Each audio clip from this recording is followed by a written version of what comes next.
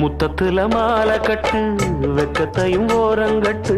மொத்தமா கேட்கணுமா அள்ளி அள்ளி அணைச்சுக்கிட்டு தனியா வரவா தரவா பதமா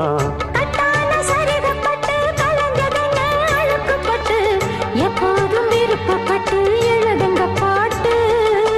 பொன்னான உடல் இருக்கு உடலுக்குள்ளே கடல் இருக்கு